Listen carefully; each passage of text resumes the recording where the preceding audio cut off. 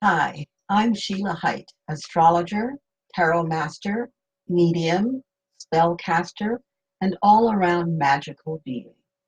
And I welcome you to part 2 of January 2020 forecast.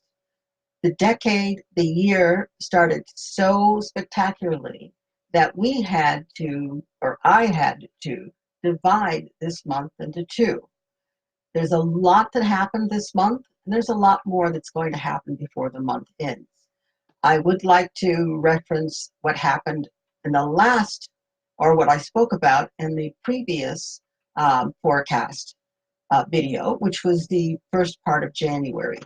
And one of the things I want to talk about is the full moon that we experienced, the full moon and the eclipse on January 10th. And followed by 2 days later, Saturn finally officially conjuncting, coming together with Pluto, and how it's all about the structure and the structure changing, the structure being refined, and your part and your power in it. Typically, it's thought that when Saturn is involved, you don't have any power. And it's thought that when Pluto is involved, you don't have any power. Well, you actually do have power. It's just not the way you're used to having it. Saturn makes the rules. And if you follow the rules, Saturn also hands out the rewards. Pluto decides when you've had enough. And by when you had enough, I mean Pluto decides when you are done with a phase and when that phase is done with you. And when that happens, Pluto strips that phase from you and offers you an opportunity to transform. And by the way, this is not an offer you can refuse. So Saturn and Pluto offer you power in a different way. The power to understand what is going on, the way the energy is moving, operating, and to jump on board and to ride the adventure through. And at the end, you get rewards from Saturn and a new lease on life from Pluto. A lot of people are really petrified at the thought of Pluto and Saturn coming together. And they're right in one regard, and that is if you're going to resist, that is if you've been resisting something and you really do need to pay attention to it and to allow yourself to grow and move beyond it. Yes, things will be difficult for you if you handle it that way. But if you recognize that this is an idea whose time has come, repeat, this is an idea whose time has come. If you recognize that and accept that and comply with what they want you to do, this idea whose time has come will transport you to another level, a higher level, and will greatly reward you. So it's time to do what we said we wanted to do with our lives, with our souls when we came into this life. And this Saturn-Pluto conjunction is your doorway in, your gateway in.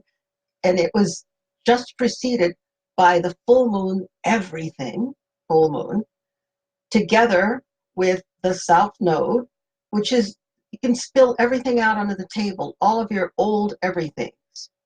That's all of your old desires, as well as all of your old fears, your old everything, your old relationships, your old memories. Let's spread it out on the table and let's use Saturn, because Saturn doesn't like to get emotionally involved in anything.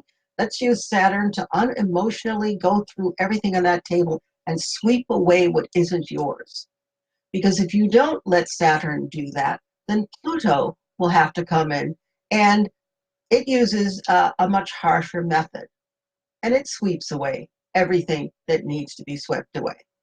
But if, after you spill everything on the table and you unemotionally start to sort, sort, sort, the universe will assist you.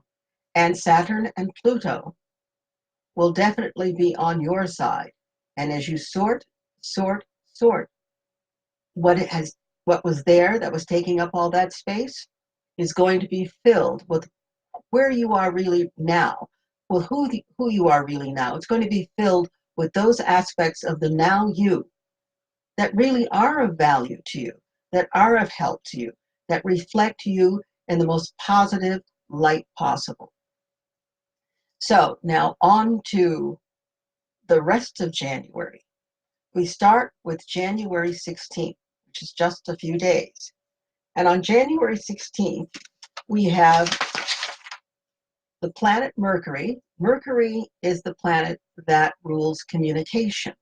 It rules how we gather and interpret information. It rules the swiftness of the mind.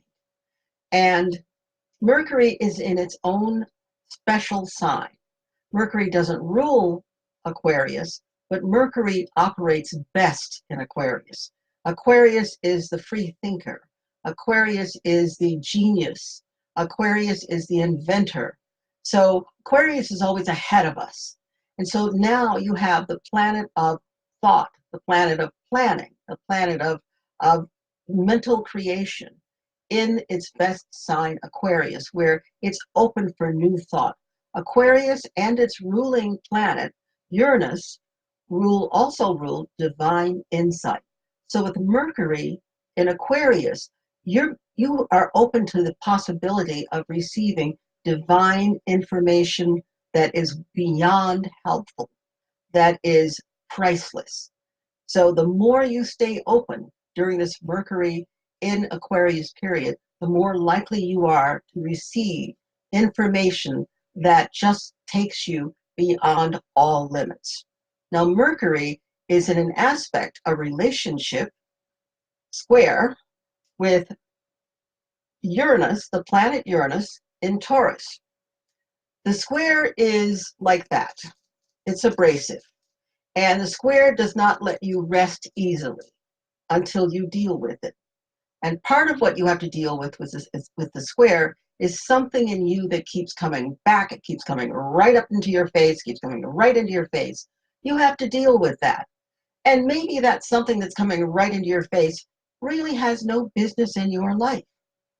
And if it has no business in your life, why are you still entertaining it? And why are you entertaining it and allowing it to walk into your living room and put its muddy boots up on your coffee table and spill all kinds of food on your beautiful couch? Drink your best wine, because that's what we're doing when we're not allowing ourselves to be fully who we are, and we're doing it because somebody told us or we've always done it that way. So the square gives you an opportunity to take your life back. It requires inner personal courage, because that opportunity that came up so that you could indeed take your life back in some respect. You have to surrender to what has to be done, and you have to let it happen. Well, it's square Uranus, the planet Uranus, in the sign Taurus. Taurus likes the way it thinks in the moment, because the way it thinks in the moment is how it's always thought. Taurus is not the most progressive of signs when it comes to thinking, forward thinking. Taurus likes tradition. If it was good then, why can't it be good now and going forward? The planet Uranus it's the ruling planet actually of Aquarius. And Uranus is new, it's inventive, it's creative.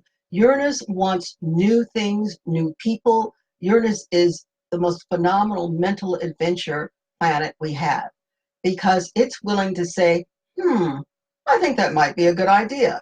And nobody else can see what Uranus is talking about. Uranus actually rules computers. Uranus rules that wonderful cell phone that you can't take down from your ear. That whole idea is very Uranian.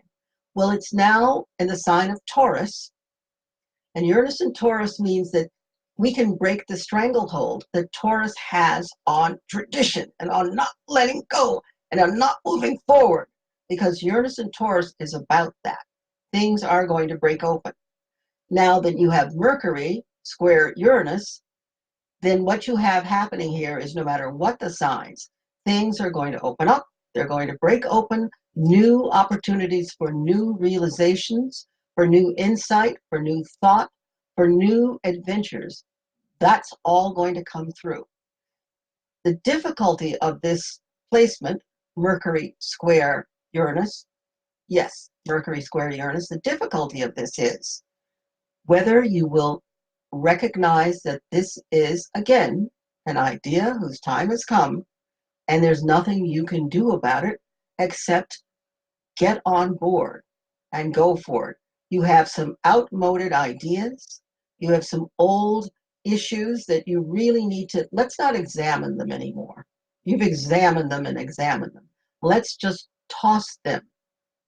Sometimes we have an idea, whether it's a wonderful, positive idea or a negative idea, and we hang on to it. Sometimes we have a memory of something. Sometimes we have an old blouse. It's time for it to go. That old memory, that old idea, that old blouse, they no longer fit. They don't fit you. And nobody else wants them either. They're old, they're ragged. You see them with the old eyes, and to you, they look brand new, they look viable. Well, they aren't, because if you stand back and see them with today's eyes, you'll realize, my God, the print is faded, and the sleeves are ragged, and the cuffs are frayed. What is this? This is something you need to separate from your life now and set aside. And when I say aside, I mean set it in the dumpster. This is what has to be done. Mercury square Uranus, if you don't volunteer, you will be drafted. And as I said before, always better to volunteer. You get a reward at the end. You're going to go through a lot. And the reward, part of the reward, and the greatness of the reward, in my estimation, is the relief you feel from not having to carry that thing anymore. Going to be a great time because Mercury is very social and it's about communication, and the planet Uranus is also social and it's about new thought. So this will be a time when, even though it's square, it means you can have new thought, and the new thought, as it bumps up against each other, the new people, new thought, great, because new things come. You can have it like zesting a lemon, because this doesn't always have to be a harsh or a difficult thing. You can zest the lemon, and you get the essence and the oils. And that's what this is about. This is an opportunity for you to zest the lemon of your life, of your ideas. It's an opportunity for you to join new organizations, new groups of like-minded people. And they don't have to be formal organizations, because truthfully, Uranus and Aquarius don't like a lot of formality. But let's widen your social circle. Great for that. Do things you normally don't do. Go places you usually don't go. Wear that outfit where it checks together with dots. Who knows? Be original, be quirky, be yourself. The next thing that we're looking for is January 20th. On January 20th, we leave the sign of Capricorn, good old stable conservative Capricorn, and we move into Aquarius. Didn't we hear the word Aquarius before? We did. Because Mercury, how we think, is moving into the sign Aquarius. And Uranus, the planet that rules Aquarius, we talked about that. Mercury is squaring its ruler. And the sun is going to move in, and it's going to add its 2 cents worth. And the sun brings light and life and vitality to any situation. So that goes back to what I said about the square. You really don't want the square to be anything more intense than zesting the lemon of your life. Zest the lemon. Not the big square that demands that you be hit over the head with the 2x4 of transformation. So it's an inventive time. It's a creative time. Be social. This is a time when we have all kinds of great things happening. And if you're out there paying attention, you'll notice that, and you'll be able to participate in those great things. Then we have, on the 23rd of January, that fabulous sun in Aquarius, it's now in Aquarius, has joined its friend Mercury, in Aquarius, and it is squaring Uranus and Taurus. A lot of power, a lot of power. If you'll notice that from now until the end of the month, there's going to be a lot of opportunity to choose between doing what you do when you butt heads with reality or zesting the lemon, zest the lemon. So you don't always get everything you want, but as the song goes, if you try some time, you just might find you get what you need. There's a reason for that obstacle. Maybe if you stop butting your head and you wait and you zest the lemon a little, you'll go, ah, an awareness. And you'll see that the obstacle is actually a gift. A lot of squares, a lot of them have to do with thinking, a lot of them have to do with moving forward and not letting anything hold you back. And it's really about that. You don't really want the 2x4 of transformation employed when it comes time for you to change the way you're being, to change the way you're thinking, to change the way you're seeing, to change the way you're living your life. The next thing we're going to look at is January 24th and 25th. Depending on what country you're in, it's the new moon in Aquarius. Wow. So we're still, Aquarius is just, we're there. Mercury, the sun, the moon. It's going to be way intense. But there's something about that wild and wonderful, wacky new moon in Aquarius. Everything is possible, not just anything. Everything is possible. Take a look and decide what you want. What do I want? And then be willing to see who is a like-minded enough individual, or who are the like-minded enough individuals to help you manifest that thing you want. If you know an Aquarian person, an Aquarius being, great, talk to them. Run your ideas by them. They will have some interesting things to say. They may not make sense to you as the way you usually think. And maybe their ideas aren't usable today, but there's something that will help to unlock the mind block. And those ideas you find will mature and grow into something that you can use tomorrow and tomorrow and tomorrow. And when you think about it, when someone pointed this out to me, earbuds, they're the rage now. Everybody's got them. Well, let's go back to Star Trek in the 60s. And what did Lieutenant Uhuru wear? Earbuds. Yes, they were ahead of their time. And we thought, oh, that's great for TV. But everybody wants them now. It was forecast. This is how we're going to communicate one day. And people kept working on it. And we're here now. So think about the things you wanted 5, 10, 15, 20 years ago. Think about the things you knew you could have when you were a child. You knew you could have before you began to let society shut you down. A lot of those ideas, a lot of those things you wanted to do, you wanted to have, they're still viable. If you clear the table of what is no longer of use to you, you can put those things on the table. And let's see if you can get them up and running. This is a great time. This new moon in Aquarius is fabulous. It's also the Chinese New Year, the year of the rat.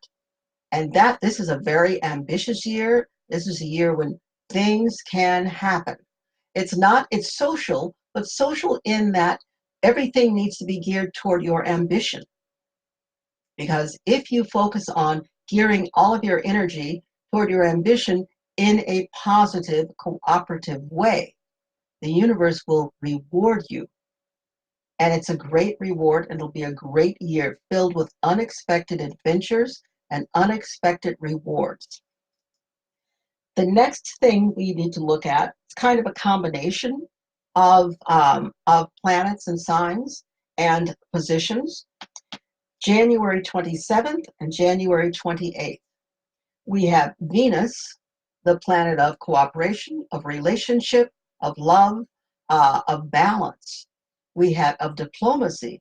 We have Venus in Pisces, and it will be squaring Mars, the planet of action, or how we take action, the planet of altercations, which is a long word for fights and war and arguments. We don't have to have fights and war and arguments if we remember that Venus is involved. Venus is the feminine element, the generating element. Mars is the masculine element, the activating element. When Venus squares Mars, it's definitely about zesting the lemon. It is not about butting heads. It's about zesting the lemon. Because without Venus and without Mars, there's no procreation. And you don't have to say, oh, that's a female in a female body, so she must be Venus. No, you must listen and feel for what is correct. Just because there's a body doesn't mean that that's how the energy works. So the Venusian body, whether it is masculine or feminine or male or female rather, the Venusian body is always going to bring this to the table. They're always going to bring a sense of calm and peace.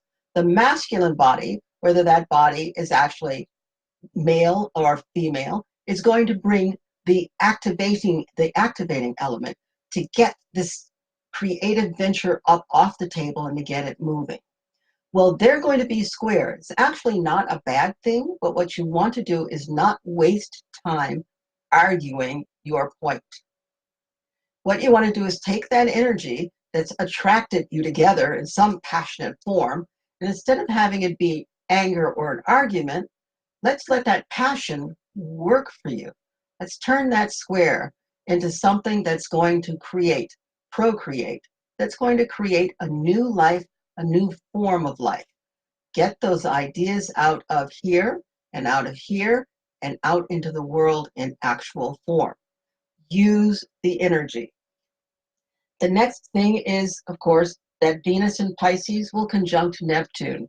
This is an excellent opportunity not to fall in love with the knight or the princess. Please don't, because they don't really exist right now. This is an excellent opportunity to fall in love with your dreams. And then, knowing that you've got Venus and Mars involved, working to make that dream a reality. That's the better way of handling it, rather than working to make a romantic relationship a reality. A lot of times when you have this aspect, the relationship is not really there, but you think it is. It's kind of like a movie. And when the lights go on, what happened? What did I do? You don't want to sign up for something that you're going to have to pay for a long time and not have any of what you signed up for in your sights any longer. Dedicate the energy to creating your dream, your idea.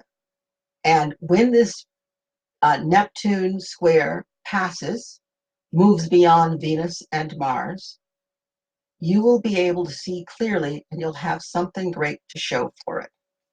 So that's pretty much it. We've got a lot going on just in the last few days of the month. I think it's going to be a very productive time. I know it is for me. And it's a productive time for you too, if you decide to go with it. There are a lot of different astrologers out there, and each astrologer sees what's happening from their perspective. And I think that's great, because there are times when you need a fact-based, and when I say fact-based, I don't mean that detail-oriented, what's happening with this planet, and that's affecting you here in this way. We need that. We need to know what the signs are. Then you have astrologers they see things from above the earth, and we need that too sometimes. The aerial view is important. You have astrologers like me who see things, I'm here, it's the planet Earth, no matter how spiritual or how much I want it to be, I have to do whatever I find out up here, I've got to do it here. So I am an astrologer who says, I understand what the issue is, I understand what the problem is, I understand what the energy is. Now then, how do I get to solution? I work in solution. And whatever it is that you need, whether it's that analytical astrologer who tells you about points on the chart, or whether it's someone like me who tells you how to make your way through the chart and empower yourself while you're doing it. Call on that person, because this is, for the next, I'd say, 30 days, this is going to be a time, well, 42 days actually, it's going to be a time of enlightenment. Get all the help you feel you need, and be willing to go outside the box. It's the perfect time to go outside the box. Perfect time to do that crazy thing, so long as it's not insane, to do that crazy thing that moves you out of the past and toward your own special future. Lots of joy to you, and take care.